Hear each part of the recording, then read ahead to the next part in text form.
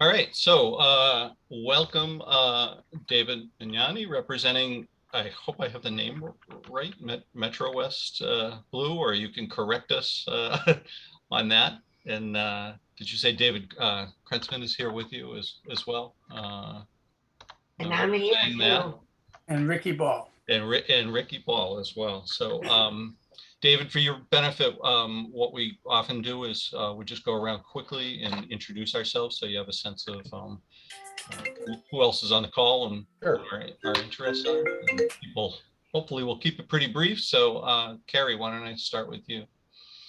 Sure, Carrie Butfield, concerned environmentalist, and just a head up for next week, I want to show a heads up to whet everyone's appetite. This is about how my father made the world's largest apple pie and got in the Guinness Book of World Records. So, wow.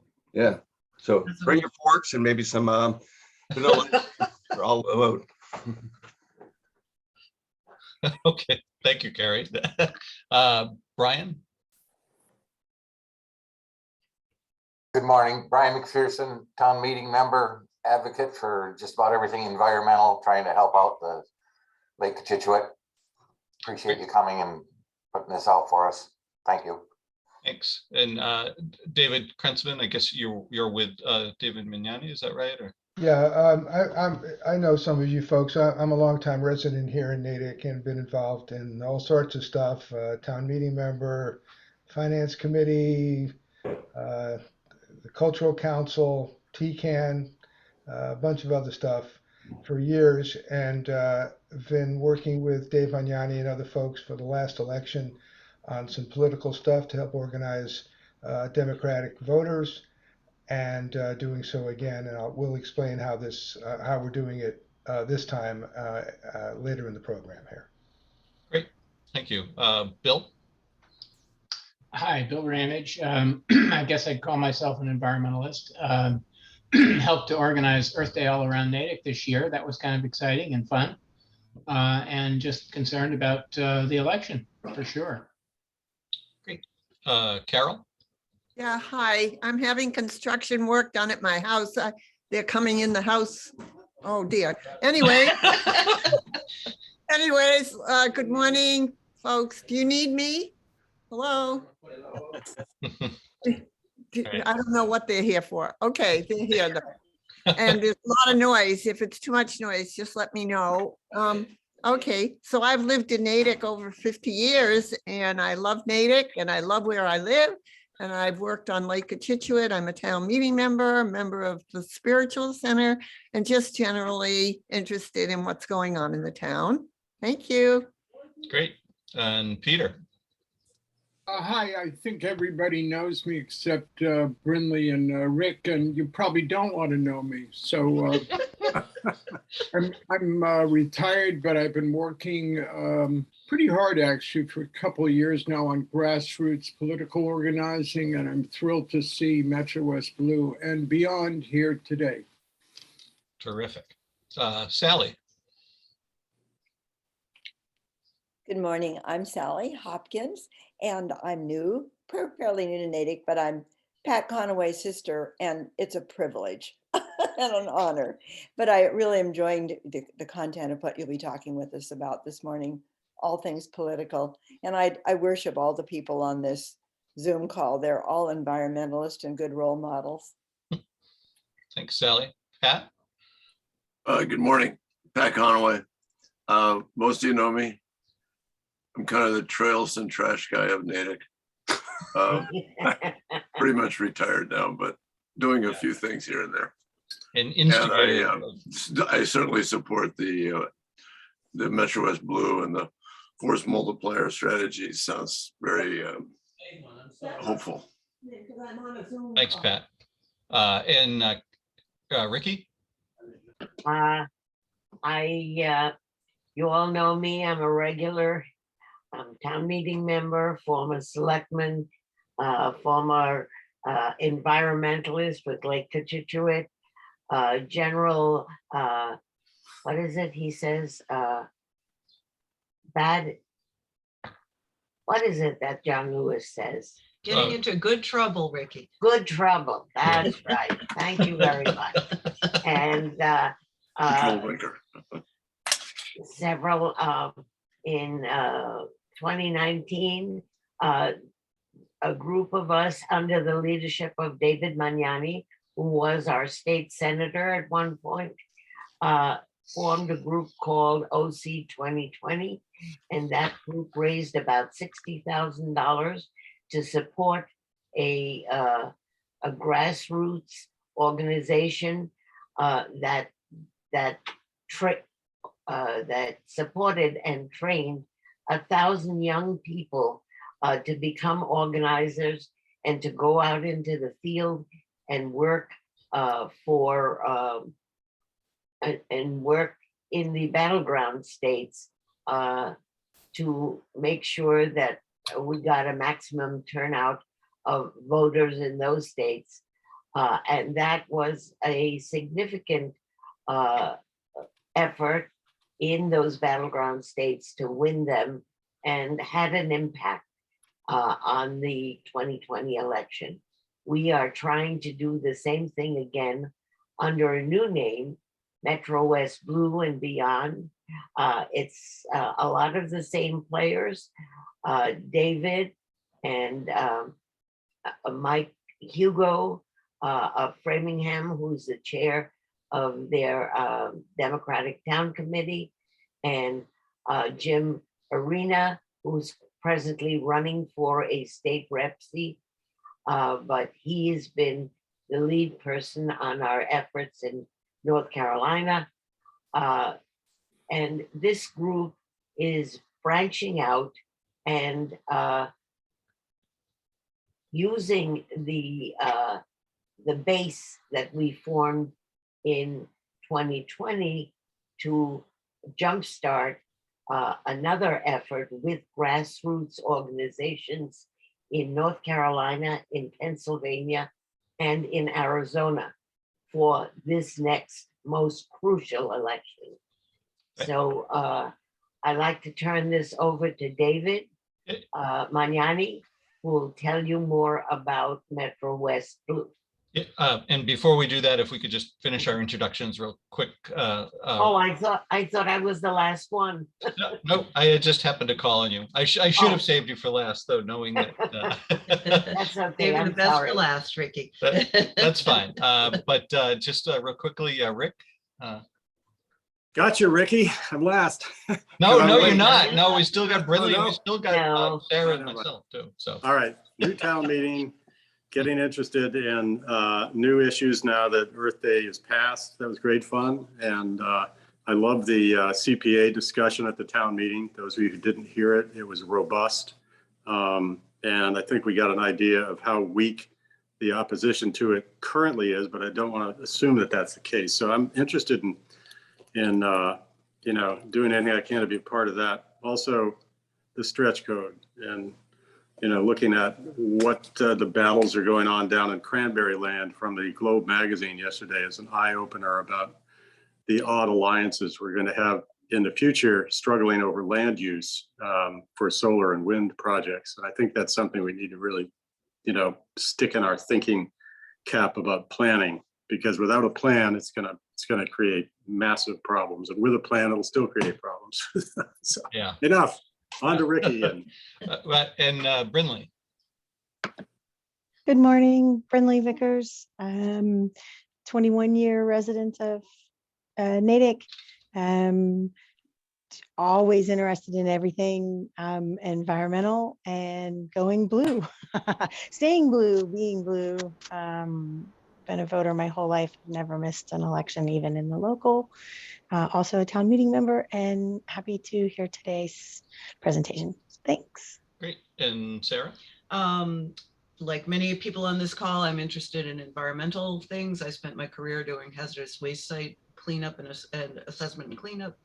Now that I'm retired, getting involved in local environmental groups, town meeting member, and I will stop and let us get on to the main program. Yeah, and I moderate these sessions along with everybody's help. And David, Ricky probably mentioned at the end of April, we did have a interesting presentation from Force Multiplier. So, which I Yeah. think is akin in spirit to some Yeah. of what you do. So, Yeah. yeah, let's turn it over to you to tell us about Metro West Blue. Well, Ricky gave a really nice overview. And I think probably the central point here is that all of you, let me just start by thanking you all for your activism, environmental and otherwise. If there was ever a time when we need to get off our butts and do this work, now's the time. It was an honor to represent Natick, by the way, for 12 years. Of all the towns that I represented, or 9 of them, Natick was always one of the most active and progressive towns in my district. So thank you for all of the leadership that you provide. Basically, as Ricky said, 2 years ago when we did the Organizing Core 2020, the model was to focus on swing states. And she's right. I think we had an effect. Unfortunately, the Democratic National Committee chose not to continue that effort. But those of us in Metro West that worked on it felt like it was a model that needed to be revived. But we didn't have the national structure. So we decided we were going to try to be much more direct. And really where this came from was a concern, initially a concern of mine, and I think many of the rest of us, that the Republicans had really done a very effective job at, since the last election, at suppressing the vote. There's been voter suppression efforts in all of the states, but those in the swing states have been the most effective. And there are 7 really that are critical and are on a knife edge. And you know, the horror story we present to people is, at least for Democrats, forgive me, for Democrats, is if you think of a world in which McCarthy and McConnell are back in charge of our Congress, and what that would mean, and then what if you think Biden is having a hard time with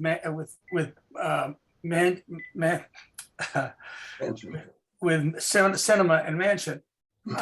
Think of what it would be like if he had to deal with McCarthy and McConnell running the Senate.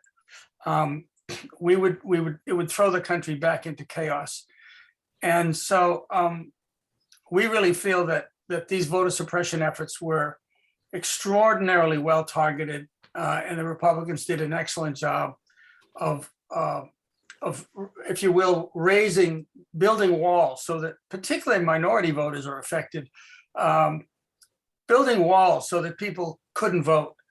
And the metaphor we use for Metro West Blue and beyond, and we say beyond because we're not including just those 9 towns, but any other folks that are in the region and the state that want to join us, that they would really focus on trying to build ladders to help people get over those barriers that the Republicans are building. And the way in which we're trying to do it is to go back to the Organizing Core 2020, the central core, which is, as Ricky says, direct contact with voters, door knocking. And so we worked hard to try to find the states that we thought were most crucial. And then we did quite a bit of research to find organizations within those states that we felt were doing the kind of grassroots door knocking, particularly with minority voters, but all basically, you know, if you will, poor voters that don't, people that don't vote but are eligible, so that we can protect ourselves in those swing states. And we ended up selecting Pennsylvania, North Carolina, Pennsylvania, and Arizona. And if you've looked at any of those states, they're all very critical, either in terms of a congressional race or several, or possibly a U.S. Senate race. Arizona is particularly concerning for their Senate race. And we found organizations on the ground, 2 or 3 organizations in each state that we felt were the kind of grassroots organizing groups that do the kind of door knocking and focus on overcoming voter suppression, they're not supporting individual candidates. They really are focusing on getting folks to the polls. And some of them are doing so by focusing on local races, but mostly to try to get people registered. So what we're doing now is we're going to the, as Ricky said, we're going to the folks who helped us out with organizing Core 2020. There were probably 300 or 400 donors to that organization. And we also had some volunteers out of that group as well. And we're going back to them as a base. But in addition to that, we're asking all of our members to go to their individual Rolodex. Remember Rolodex?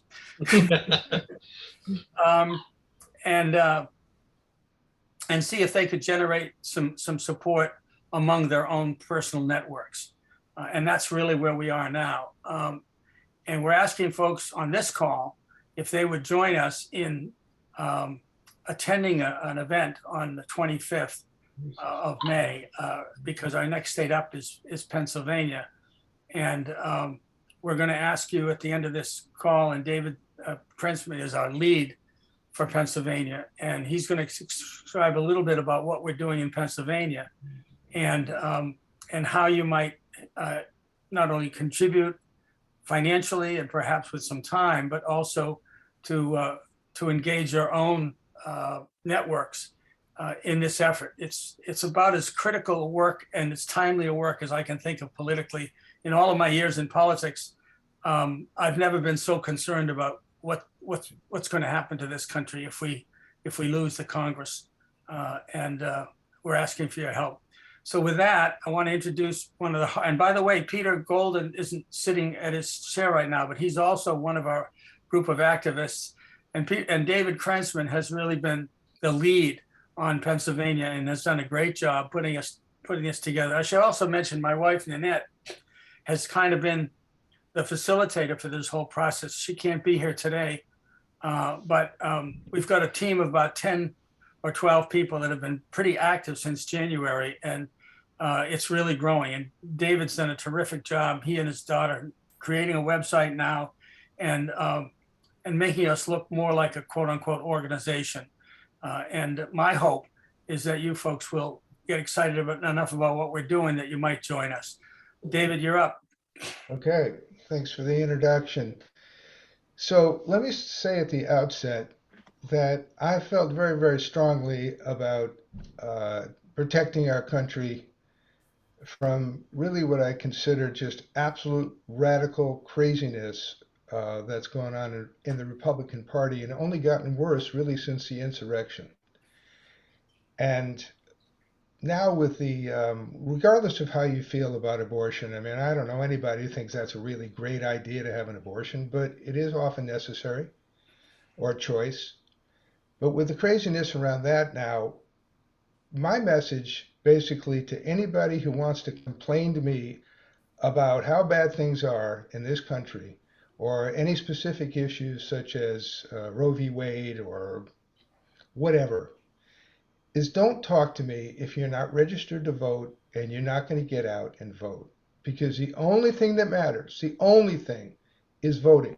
The rest of it is just noise. There's a Jewish word called pilpul, which is just argument for argument's sake around the Torah, our books of learning and laws. And the rest of it to me is just pilpul. It's just noise. So my efforts as what I consider a patriotic American, and as a husband, a parent, and now grandparent, is that I have to do something as best I can to affect the outcome of this election, because as David said, and I agree, we're really at the point where if we let the Republicans take over the legislating duties in this country, nothing's going to happen under Biden, except a lot of investigations that's going to waste a lot of his time and his administration's time. And then, God forbid, setting up for this maniac Trump to not only run for president, but potentially win, which is unthinkable, but it is possible. So with that kind of background and being involved with our group, I've taken on the responsibility for Pennsylvania. interestingly, there is, as many of you know, an ecosystem of very committed American patriots who happen to be mostly Democrats, who are really fighting a good fight right now to try to change the trajectory of the fall election. The press is not helping. The press loves a bad news story. And so all they want to do is beat up on Biden and say how miserable the Democrats are going to do in this year's election. Now, maybe we will. Historically, it's been a bad thing for the the president's party. However, I do think that a couple of things are changing. One is we've got this Roe v. Wade potential bombshell, and the second is Ketanji Brown. And who the heck knows what else between now and November? One thing about politics is that things can change awfully quickly. So, with that background also, I took a look at Pennsylvania because we decided on 3 swing states, as David said. North Carolina, Pennsylvania, and Arizona, which will be critical to keeping the House and putting potentially the Senate in Democratic hands, so that Joe Manchin and Sinema are not the deciding votes on what happens. Wouldn't that be refreshing? We might actually get something done. So, through research that I've done on my own and also in conjunction with other interested parties, particularly Causes and Candidates. If you're not familiar with them, they're out of Newton. It's an excellent organization.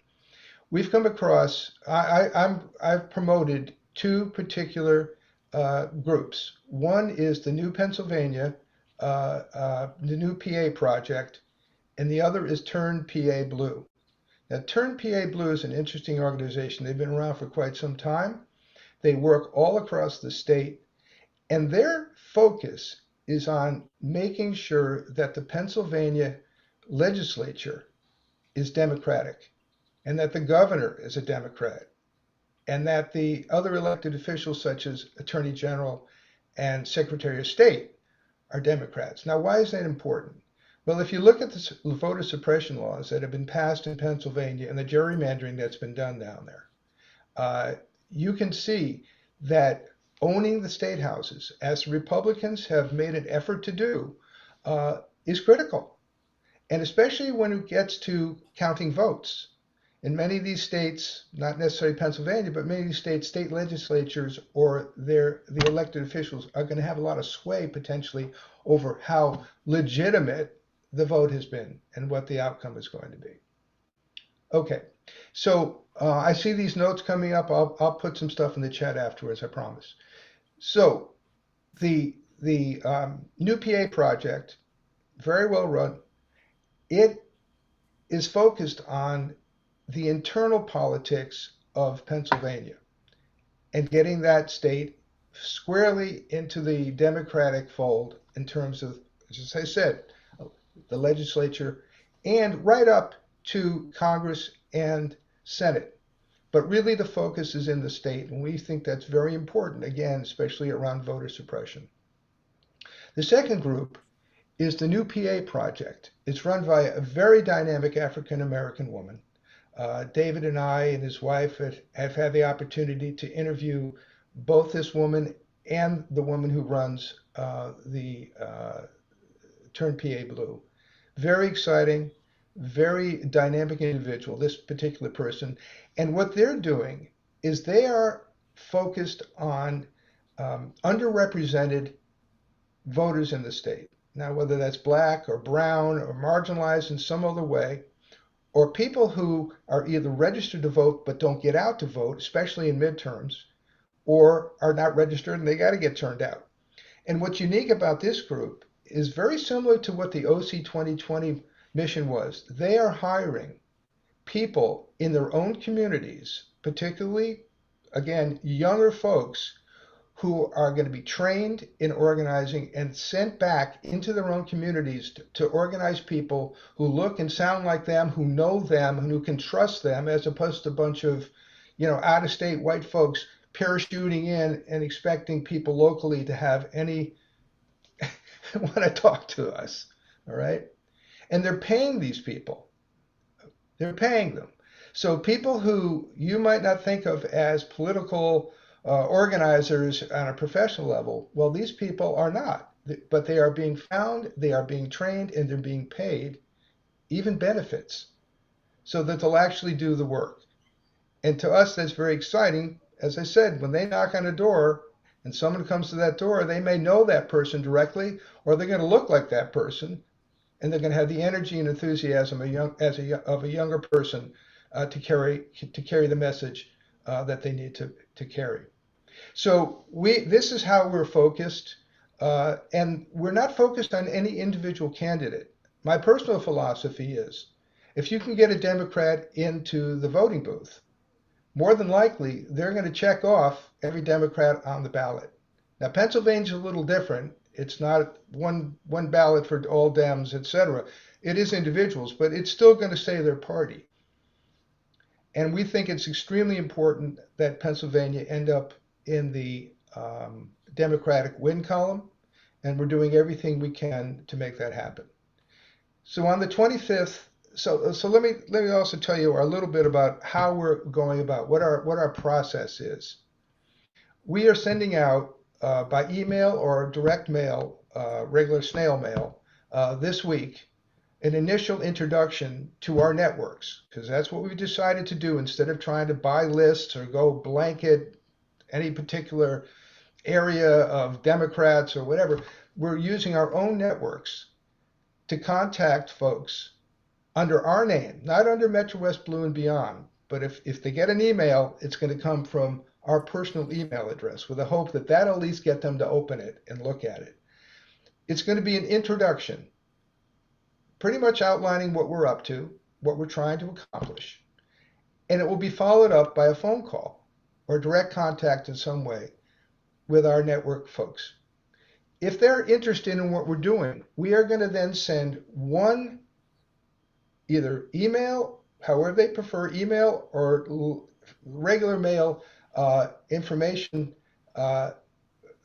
since it's going to be a communication once a month, which is going to target the state that we're working on for that particular month. And this month it's Pennsylvania, next month it's going to be Arizona, the following month it'll be North Carolina, and we're going to repeat that process. Now in that follow-up, it's going to list the groups that we're trying to support. We're going to give information on those groups, and there'll be links in there to do a number of things. Register for our Zoom call, which I put in the chat. It's going to be we're going to do one of these a month. It's going to be on the 25th this coming month, this particular month. It's going to give them a link to volunteer, because some of these groups will have volunteer opportunities, so that people out of state like us know that, hey, Massachusetts by and large is going to go Democratic. So where do we want to put our energies? We want to put them out of state where they'll make some difference. Well, we're going to give a link to do that. And also a donation link to our own Act Blue page, because everything's going through Act Blue. We don't touch any money, all through Act Blue. Okay, so that's what we're going to do. And the idea here is that instead of people having to cull out for themselves and research for themselves where they can help and what groups they can support, we'll do that work for them. And hopefully, because they're in our personal networks, they will trust us if they trust us and want to be involved. And they'll say, you know what, I'll just go with what Metrowest Blue and Beyond is recommending, so I can get rid of all the noise of all of the fundraising emails and all of the stuff that comes into me every day into my inbox, and just go with what they're saying for those particular states. We think this is a winning strategy. It's not unique. It's based on other groups doing somewhat similar stuff. But again, we're not trying to focus on individual candidates. We're trying to focus on groups that are going to motivate and turn out voters in the swing states in which we feel are critical for us to work on. So that's a lot of words. It's a lot of saying. I'm happy to take any questions from folks, and I know there's some stuff in the chat. I'll be happy to fill that in once I'm done. Thank you, David. Before you go for questions, Guy, I would like you to open up for questions, but I just want to give Peter a chance. Peter's been on our team from the beginning. Peter, do you have anything you want to add? David, thank you very much for the opportunity to comment. As I said before, I'm thrilled about the emergence of Metrowest Blue and beyond. And despite all my screaming, yelling, and kicking during the development of the group, I really have to credit everyone involved at the outstanding progress that's been made. It's very challenging to get a group like this off the ground, and thanks to the two Davids and Mike Hugo and others, it's all happened with extraordinary speed. I just say this, if you look at the opposition that's represented by, for lack of a better word, the Republican Party, it's monolithic. And to challenge it, in some respects, is David against Goliath. But I don't think any of us have a choice, given the values that we represent, but to enter into the fight and give everything we have to winning. And that means recognizing the importance of who we are and what we represent. And I'd close by saying this. My hope is that Metrowest Blue and beyond, once we reach out once again to our networks, we all have networks, begins to grow and engage people like us across Massachusetts. David, I think there are upwards of 130,000 registered Democrats in Metro West, and I'm sure an equal number or close to it of independents. The opportunity that represents is that Massachusetts can play an enlarged role in these states that we've identified through Metrowest Blue and beyond as susceptible to, for lack of a better word, crossing over that marginal difference between winning and losing and ending up in the blue columns, not just in presidential, senatorial, or House races, but right down to county commissioners, school committee, mayor, et cetera, et cetera, et cetera. Thanks very much. I thank you. Let me also, David, let me just say to folks that I'm going to open up for questions, but I want to make it clear that what we're looking for, real simple terms, is financial contributions to these organizations and volunteer help. The websites will offer opportunities for postcarding and phone calling and texting from out of state as well. If you don't have a lot of money and you have more time, that's another way for you to contribute. So let's open it up, and David Krensman can answer any questions about Pennsylvania. Ricky and I'll try to answer questions about the broader organization and what our future is, and is an intro to the March to the May 25th event. Do folks have any reactions or questions or suggestions? So I was just going to say, if people can use the raised hand feature, if possible, just to get some order to the questions, and I'll start. I guess. Well, first off, thank you very much, and yeah, I think unanimous agreement. I think I could safely say on this call with the urgency and criticality of the need for this kind of effort. But I just, so two questions about organizations. Metrowest Blue and beyond, force multiplier. It seems like the philosophies are similar. Some of the activities are similar. I'm just wondering if you would have any high level contrast, or, not to pit one against the other, but they sound like they're both worthy organizations of our dollars.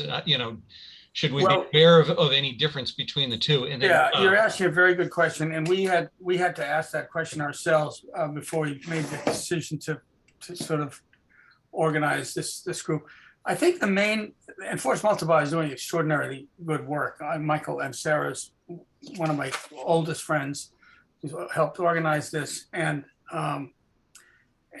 so they're doing terrific work. I think if you're looking for a distinction, I think the focus, number one, is we're not supporting any individual candidates. That's one important distinction.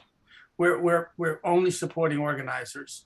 And secondly, we're focusing our efforts much more targeted on states where we feel like we can make a difference and where we can know what the difference is.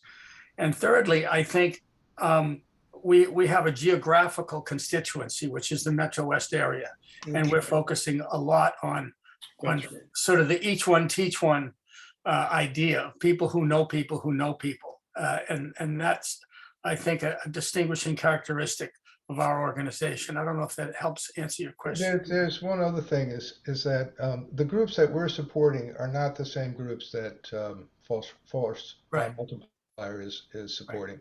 So we feel like we're doing something complementary and something different. I mean, if you're like the rest of us, you make one financial contribution to any candidate or any group, all of a sudden your inbox is flooded with stuff. And so we are really trying to get the noise out of all of that and be focused for people. I don't know about you, but I have neighbors that, well, we have a great corner here where we can put political signs. And it's a very popular corner in town for those things. And we have neighbors who call us up and say, are all the signs up? I mean, who are we supposed to vote for again? I used to call Ricky Ball and say, Ricky, who are we supposed to vote for? So, a lot of people just they want to, but they just simply don't have the time to do the research. So we feel like if we can do that for them, it's going to be helpful. One other thing I just want to say about this event on the 25th, I just sent through the website, sent through the registration, page for that event. Please share if you think this is of value. If you think this is something that you would support. Please send that out to your networks. This is we're doing multi-level marketing here through for politics. Okay, we need everybody to kind of join this effort. We alone may have 50, 60, 70 people that we're going to send to, but we'd like to turn out 100 or more people on this call. So if you could share the effort, we'd certainly appreciate it. Yeah, I just pile in on that for a sec. I think David said something that should stick in all our minds, and that is the notion of each one teach one.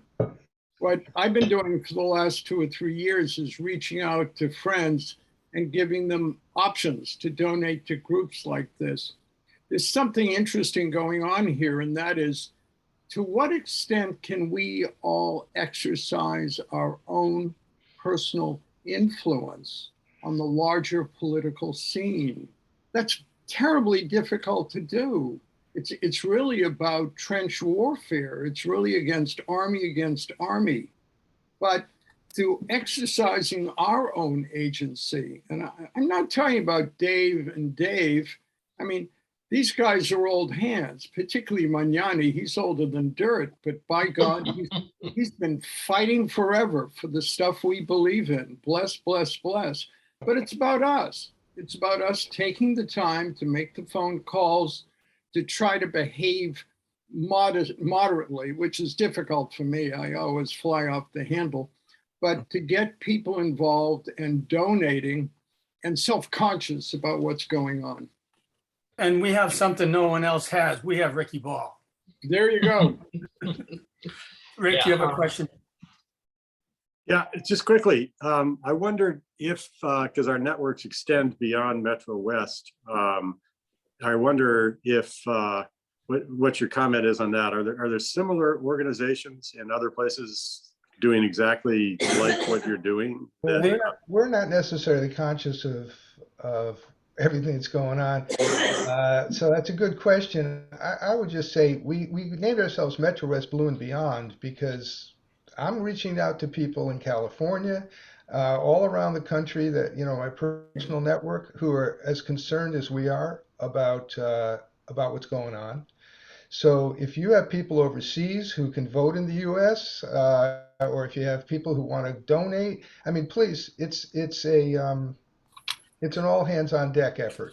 And if you're interested in sort of a comparative and what our comparative advantage is, I think it's the fact that we've really researched these organizations and really heavily targeted our efforts, and we really do see ourselves as a local, quote unquote, local organization. We're not a statewide organization or national organization. but we have this relational organizing process where we really are trying to get friends to connect with friends and to grow in that way. And so it's a much more personal way of connecting. And I think David Krentzman made the point well. I just want to reinforce it. We all get 1,000 emails from every candidate in the country. This is a way of sort of getting rid of all that noise and focusing on something that you have some faith in because somebody that you know has done the research. You had a question, Sally? You have to come off You're on mute. mute. Yes, thank you. I was wondering if maybe there's a real wealth amongst us and others in our young nieces, nephews, sons and daughters who've gone off to college. Mhm. And they're in a lot of, they're in Arizona, they're in Pennsylvania. I think that might be a place that we could reach out to our offspring. That age group, some are really paying attention, some aren't, but Well, they would be a wealth. that's a great observation. And hi, Brindley, I didn't see you there. So my daughter Nellie is 42. She lives here in town in Farwell Street, and she was the one who was responsible for building our website. She's also building our Facebook page right now because her generation pretty much communicates on social media. Don't ever try to call them. You might text them. They might answer a text, but in any event, so excellent question. We all have, at least all of us on this call probably have children or even grandchildren of voting age who are certainly concerned about the issues because they have children as well, you know. So we're trying to engage them, not exactly in the same way we're doing it, but through Facebook and other social media. So great. And again, to spread the word to them is extremely important as well. We have to turn out. This is going to be a turnout election. It just is going to be. And even with all of the voter suppression, with all of the efforts to keep people from voting, don't forget, it's not just Democrats who get suppressed, it's Republicans who get suppressed too. It makes it harder for them to vote. So it's going to be who shows up at the polls. And again, I am so done with people complaining to me about the state of our politics. I have one word to say to them: vote. If they don't vote, it's noise. Just vote. But to vote, they have to register and they have to make themselves available on election day. Also, Sally, to your point, Sally, it was until Nellie showed up, until Dave's daughter showed up, we didn't have a website. Right. So now we have a website. So your point is very well taken. I want to go back to something that Rick commented on a moment ago. I've been looking at grassroots donor tables, which effectively Metrowest Blue and Beyond is, for years now, and supporting some of them. There's a dozen of them I could name to you of various shapes and sizes. What's important here is that this is a community effort in Metro West, which to me is critical in terms of grassroots organizing on our end. And the other thing is that the group has achieved a level of quality in literally 3 months that is the equivalent of any number of other similar organizations around the country. Don't forget something. We're all culture bound. We're all owls, old white liberals. Unless I'm mistaken, there's nobody here today who's under the age of 60. Forgive me, kids, if you are. Gary, maybe.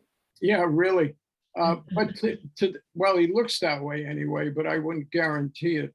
But to the point, this is something we can take pride in. This is something we can support with full knowledge. It's being done with real clinical precision. That's power. And to the extent that we take responsibility to reaching out to others, whether it's in Hopkinton or whether it's in San Francisco, this group will succeed and make a difference. So So Doug and Rick and Bill have all questions, and now Carrie. So can we take them in that sequence? Yeah, thank you, David. I was going to go back to the one other question I was going to ask at the outset, which was the relationship between Metrowest Blue and Beyond and Act Blue. You mentioned that all your dollars go through them, but I take it you still have the ability to somehow direct. Well, Act Blue, to answer your question, Act Blue is just our donation mechanism. All they do Oh, is okay, great. they just Okay. provide a service by which we can get our folks to be able to donate exactly where we want them to, people to give money. Act Blue doesn't get any money unless we give them a tip. It's basically a pass through to the organizations so that we don't have a checking account. Yep. We have no staff. We don't have a checking account. We don't want any staff. We don't want a checking account. We want to be able to just organize as volunteers and use Act Blue to direct money where we think it needs to go. Thanks for clarifying that. Rick, you had a question?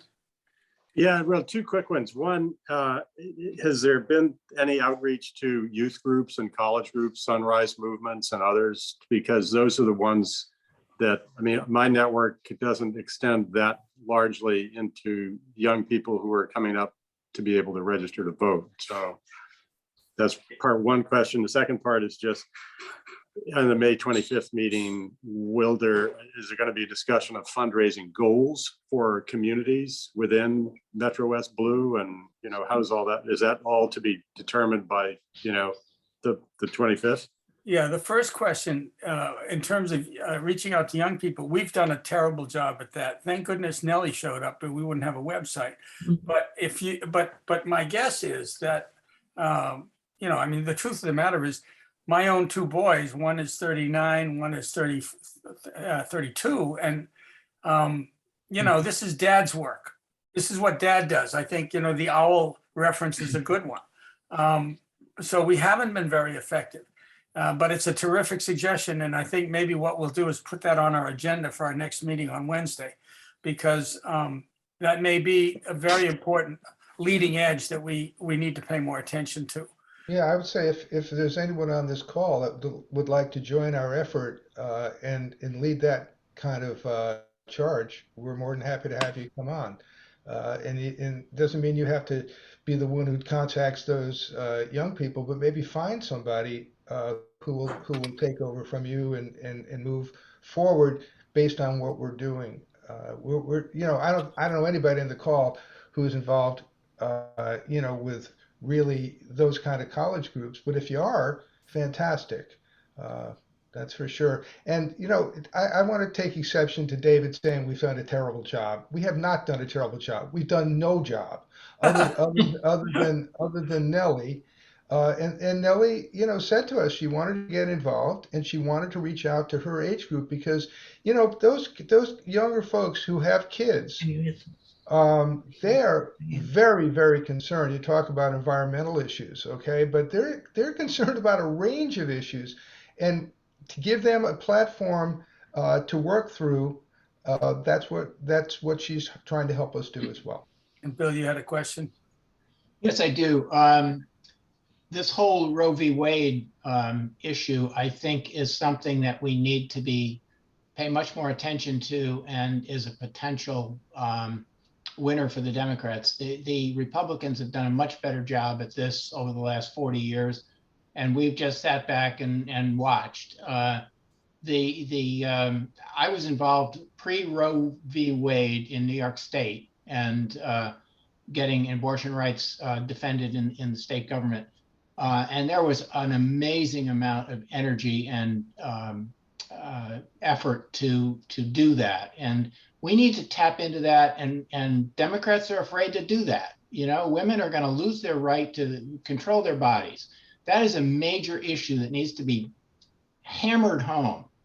If we want to get people to the polls, you want to get women to the polls and men, focus on Roe v. Wade and what the Republicans are doing to decimate the ability to have women control their own bodies. This is ridiculous. We've got to do something about it. So, it may well be that that's going to be the most important issue for Democrats if we have a shot of taking back either the House or the Senate in terms of the global issues. I think your point is well made. Carrie, you had a question? Yeah, we've got, looks like at least 6 or so current or former town meeting members here. And Diane Packer now has an email list of all of us. I don't know if there's a way to obtain that list and send. Yes, there is. There is, Gary. I think it's, Carrie, I think it's online. Is it online? It's Yeah. public information. Anybody can get it. Yeah. Okay, good. Why don't we send an email out to those people and try and. Well, see, I think, Carrie, I think that's a marvelous idea, and I nominate you to do it. So, so if you want information from me, I Yep. will send you, put your email in the chat, please. Will I'll do. send you the information we're using, and I'm happy to prep you a little bit more if you want to ahead of time. Yep.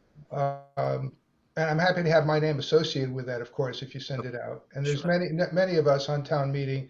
Oh, yeah. Volunteer groups, I'd Yep. be happy to be a signer.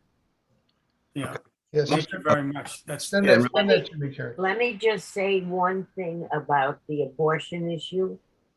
I think it's being framed in a way that automatically feeds into the evangelical view of abortion. The way I see it, the fact that a woman cannot control her own body means that she is only, in the eyes of the law, as good as 3/5 of a person, i.e., what they categorize slaves at, that women do not have control of their own person. That is putting women back into being controlled by men in every way. And I think that that is something that everybody needs to fight against, that there is no equality before the law.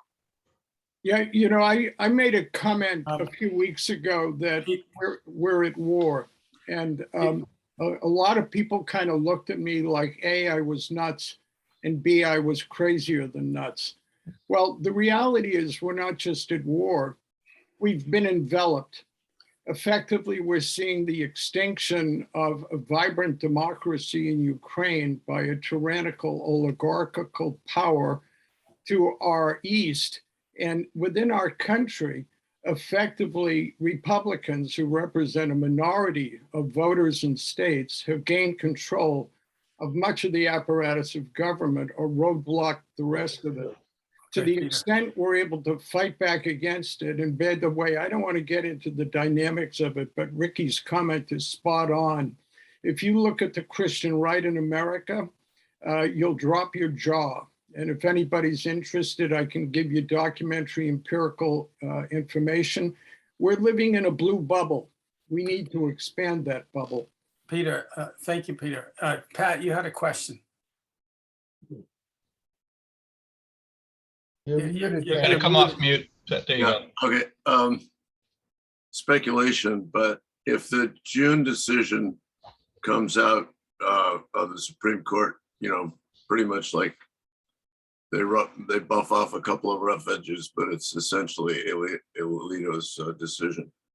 Do you think that we are looking at maybe a general strike or women lying down on the freeways? Or? But what, again, it doesn't make any difference because we don't have the votes in the Senate. We just simply don't have the votes.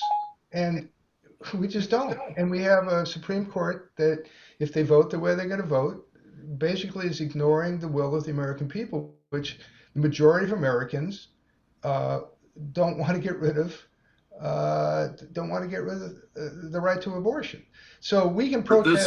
This is kind of like a Roe v. This is Brown versus Board of Education. This is that level of.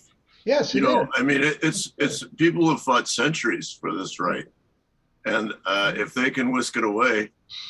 Well, go back to Dred Scott. I mean, come on.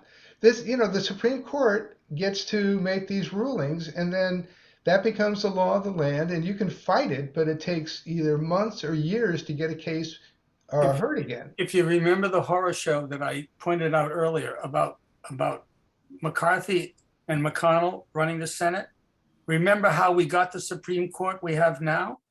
Do you Right. remember when Obama had the right to pick a Supreme Court justice, and it was McConnell that gave us the court we have now? So when I talk about the importance of this election and why it's critical that we pay attention to the midterms, this is a classic example of why it's critical to pay attention to the midterms.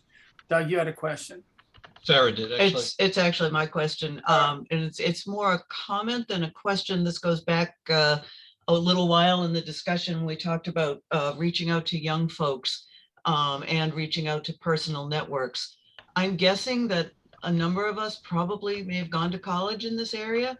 And if, you know, as in anything else personal, I'm thinking that if our schools that we went to heard from an alumna or an alumnus, you know, and connected them to whatever kind of student political group is active on campus, that might, I'm sure they're bombarded with requests for activism and so forth themselves. And, you know, that might carry a little bit of weight. The only thing being, here we are in the middle of May, most schools are about to finish up their spring semester. So it, you know, it might be something that might have to wait until September when school starts again, but just something to consider in terms of reaching the young people who are already leaned toward political awareness and activism. Well, even if the school administrative office is going to close, I mean, if we each took an action item to at least scour the websites of our universities, to some of those political organizations are probably listed with some contact information. Just, you know, just thinking, I mean, I met an alumna of my college. I went to Wellesley, so I'm very local.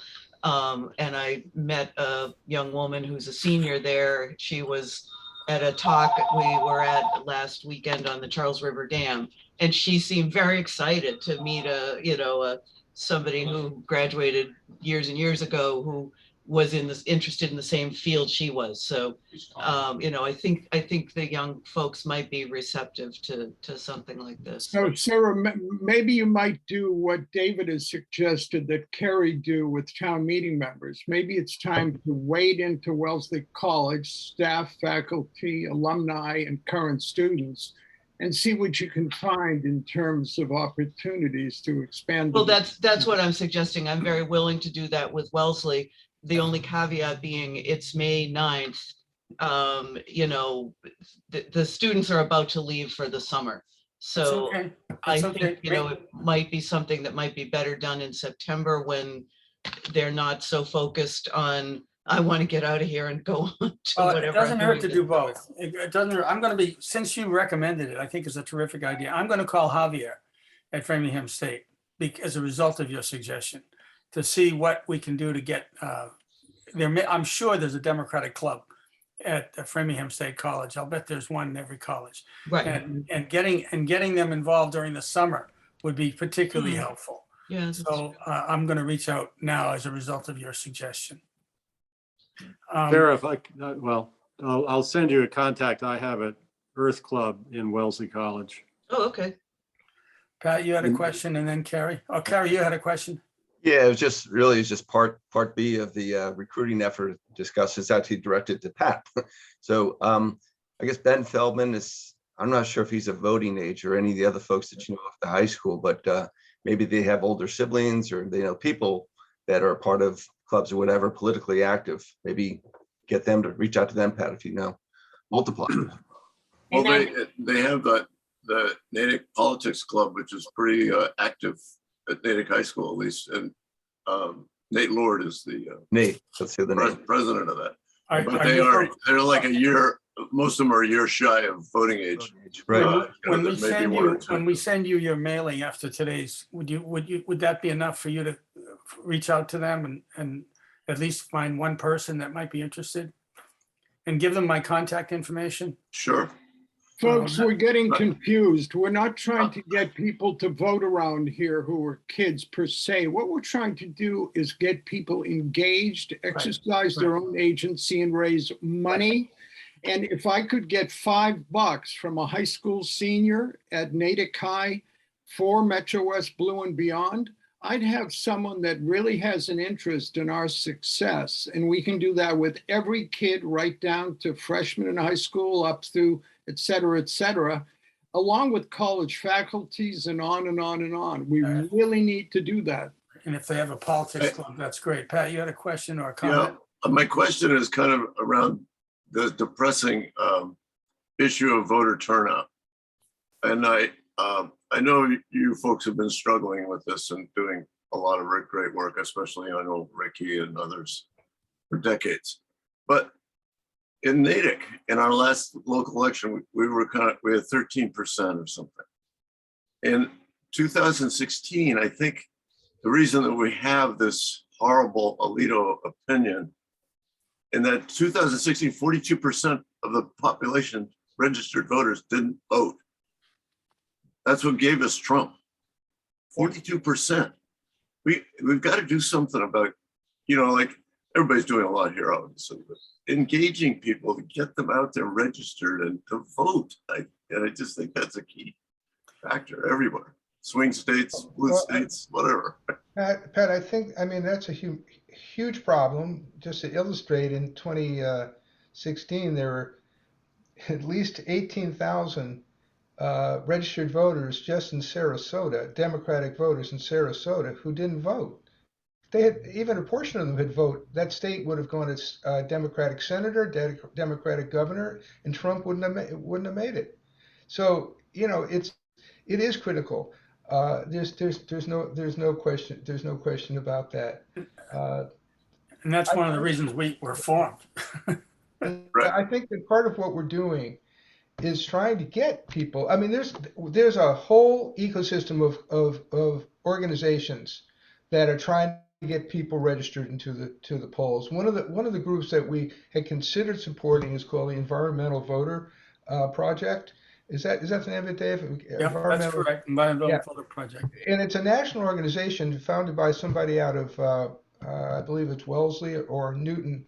What did you say the name was? I'm sorry, I didn't get it. The Environmental Voter Project. But don't be misled. It is not trying to get people to vote on environmental issues. Mm-hmm. It is a very interesting organization that is using all sorts of behavioral analytics and all sorts of, he explained it to me, it's very complex how they're targeting voters, but they're finding voters who are registered, and environment is probably one of their top issues, but they're not voting.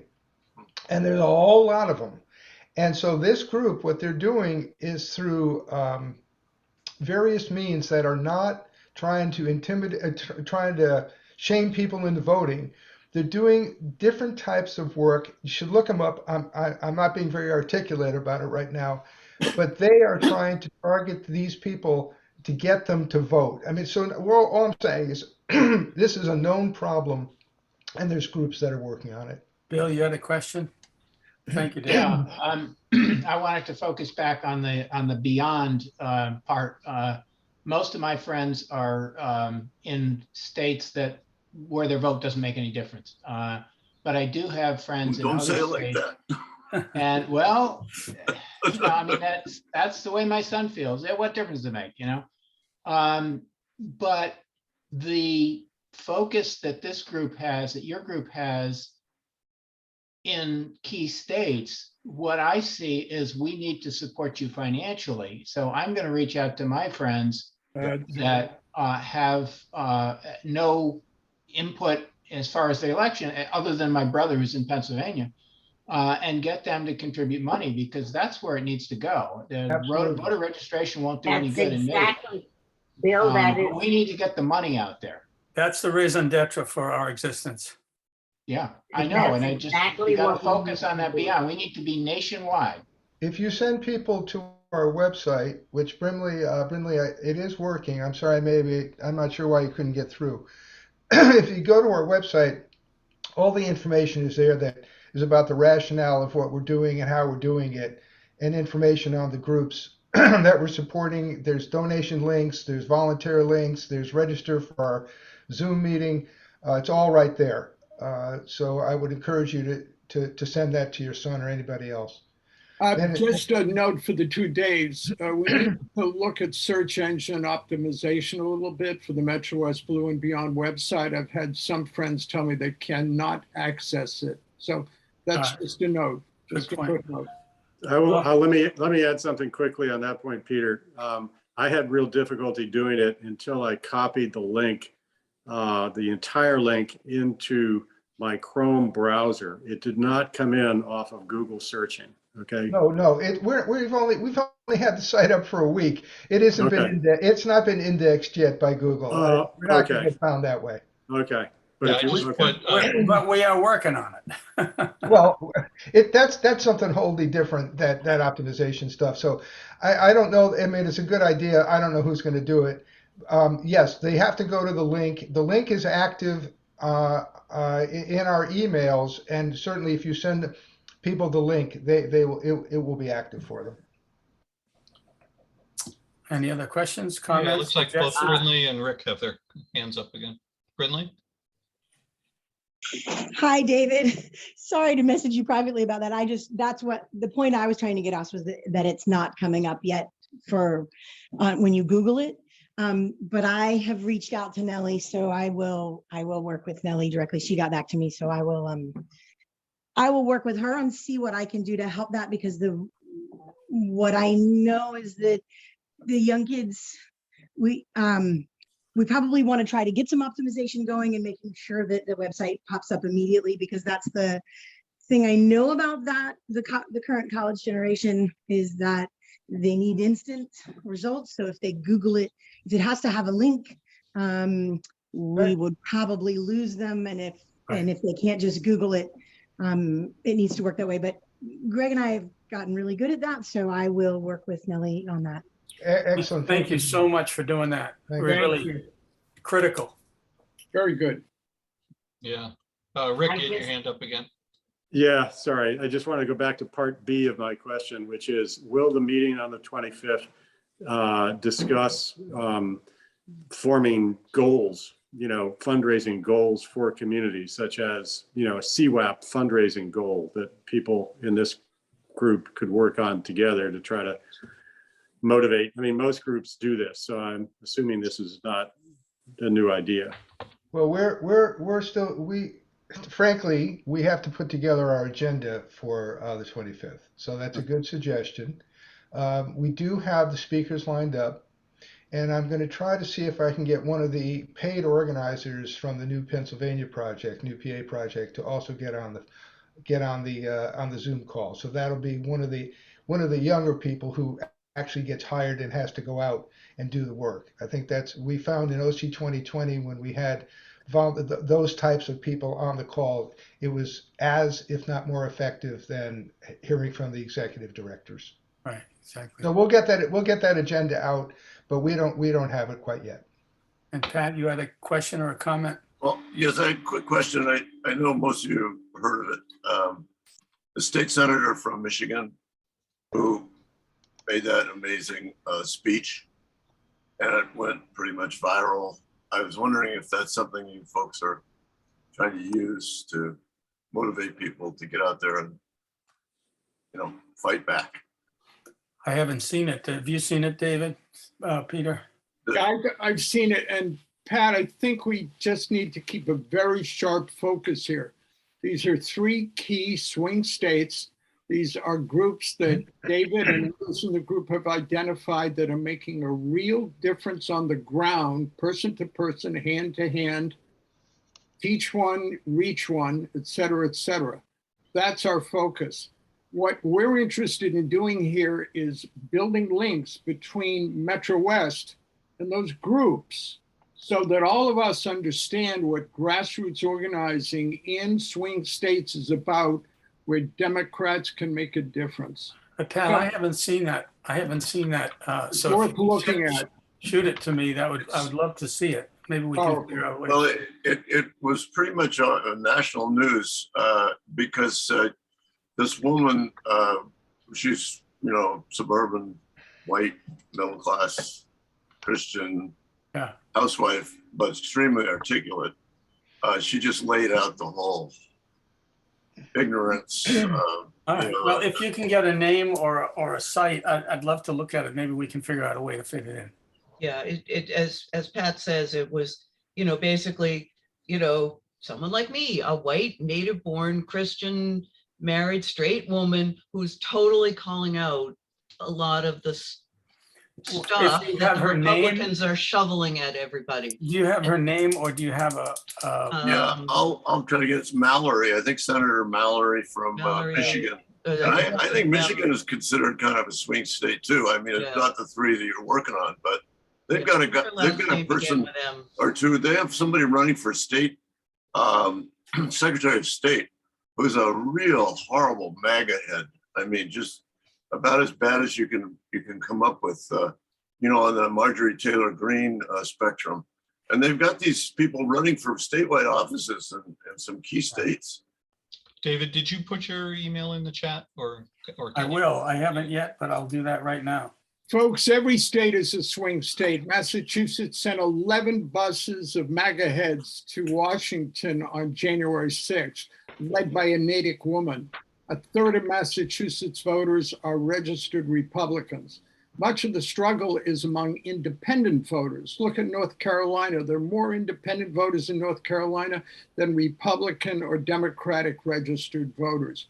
This is strategic, what we're doing here at Metrowest Blue and Beyond.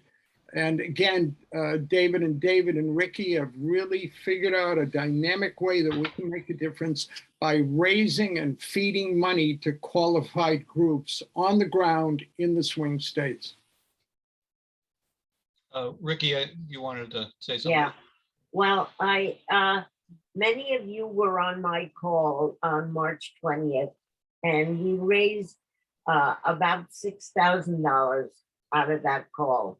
And the reason that it was that successful was that the list that I sent to were people whom I know personally and know well. Some of them are family, people that I've known for many, many years.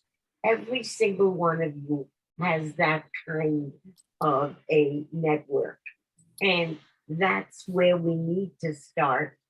And then you need to call those people before your call, set up that kind of a Zoom call and get them to be aware of the situation that we are in. And you have a real personal connection with those people. Talk to them like a friend, like a family member that you are, and get your network together. And you will be able to you'll be able to multiply what you yourself can contribute to the effort. Each of you develop that kind of a list and join with us, give them the vehicle in which to donate, and we can make a huge difference. That's a voice of authority, by the way, ladies and gentlemen. If she knows from whence she speaks. I will say this, that there are a lot of folks in Massachusetts who really do believe that they don't have any effect on what's going to happen because they're from Massachusetts. They really don't think they have a say. And what we're trying to do is to give them a say and make them feel like they're part of this election, irrespective of the fact that they might come from a blue state. And that's, so you're providing your friends not just with an ask, but with an opportunity. Exactly. Well, thank you very much. All of you, David, but all of you that are involved in this. I think we've got our marching orders pretty clearly.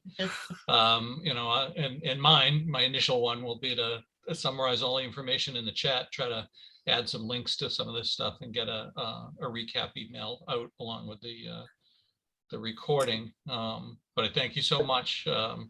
We're all impassioned. Yeah, David, you wanted to add something? So if you'd like, if you put your email in the chat, I'll send you the documents that we're using for an introduction and also for the outreach for the first. One of the things we didn't say is that once a month they're going to get one, people who want it are going to get one communication from us about the particular state and the groups we're supporting for that particular month. I can send you the one for Pennsylvania that we're sending this month, and also for the general overview on what we're up to. And Doug, if you were to, or folks were to put their own email address in the chat, we would include you in our mailing list so you could stay in touch with what we're up to. That would be really helpful. That would be great. Yeah, so I'd encourage anybody who's willing to do that to just pop that in there. Yeah, then we know how to reach you. Thank you. Yeah. And thanks for having us this morning. And thanks for all that you do. Congratulations for all your good work. Yeah, yeah. So I do, before we adjourn for the day, I do want to just give a reminder that next week we're turning to a little bit of a lighter look.